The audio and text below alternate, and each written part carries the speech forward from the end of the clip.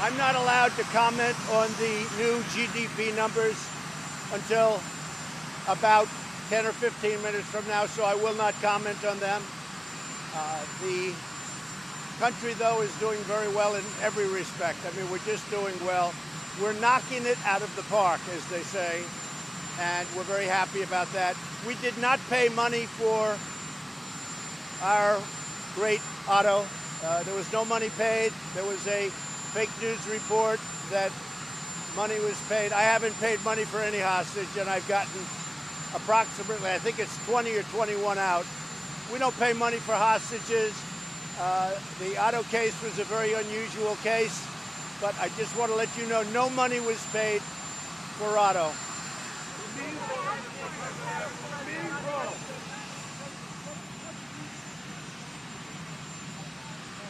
I never told Don McGahn to fire Mueller.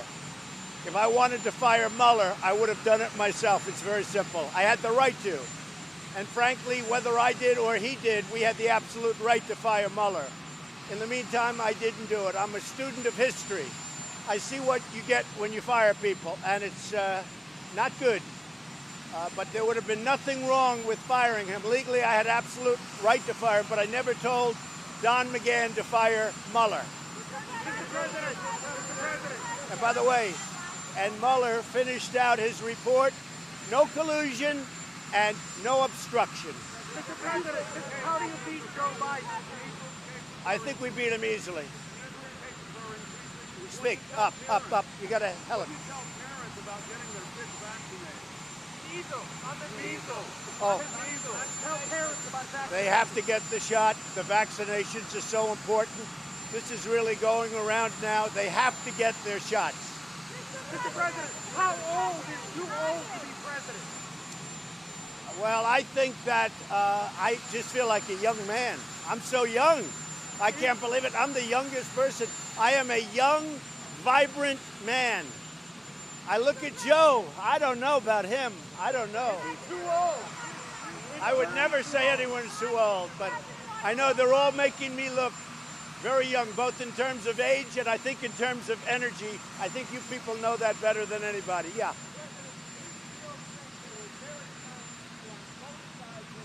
Oh, I've answered that question, and if you look at what I said, you will see that that question was answered perfectly.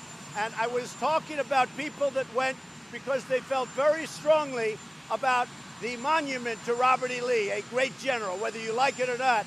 He was one of the great generals. I've spoken to many generals here, right at the White House, and many people thought of the generals. They think that he was maybe their favorite general. People were there protesting the taking down of the monument of Robert E. Lee. Everybody knows that.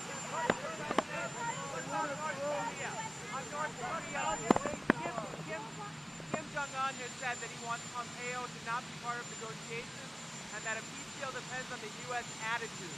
What do you think about that, and what's the prospect for talks with North Korea? I think we're doing very well with North Korea. A lot of progress is being made.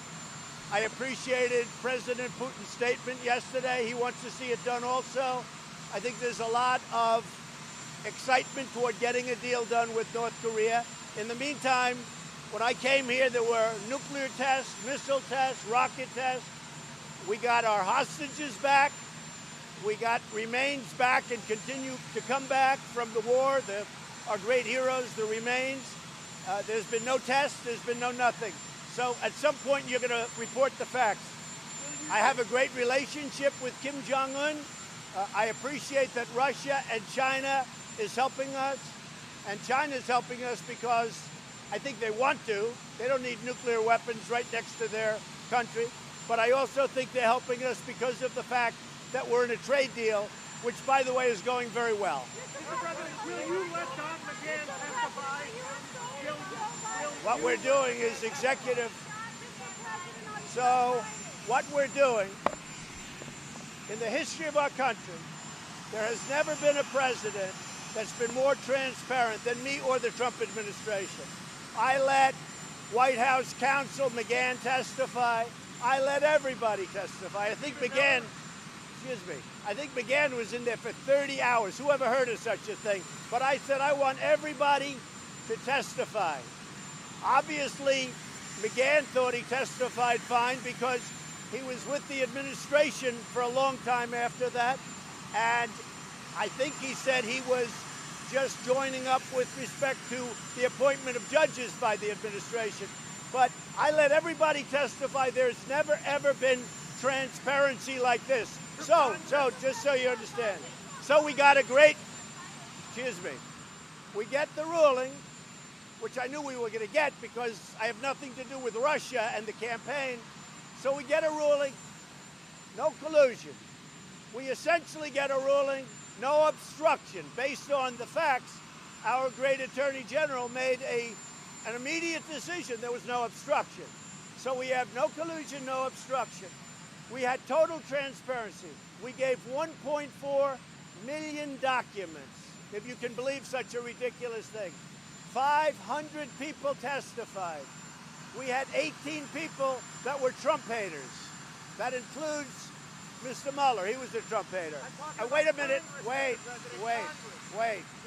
With all of this transparency, we finish no collusion, no obstruction, right? Then I get out the first day, they're saying, let's do it again. And I said, that's enough. We have to run a country. We have a very great country to run. And frankly, when I go through it with the House and the Senate, and we have no collusion, no obstruction, then we have to go through it. This is a pure political witch hunt. We did nothing wrong, and the only thing I did is make our country stronger, give it the numbers like people haven't seen before. What we're doing in this country financially, with the military, with our veterans. You look at veterans, we now have Veterans' Choice. Nobody's ever done what I've done in their first 2 years. So if I'm guilty of anything, it's that I've been a great president, and the Democrats don't like it, which is a shame. I'm going to Indianapolis. We're going to the NRA, and we look forward to it. How do you beat Biden? How do you do it? I would say easily.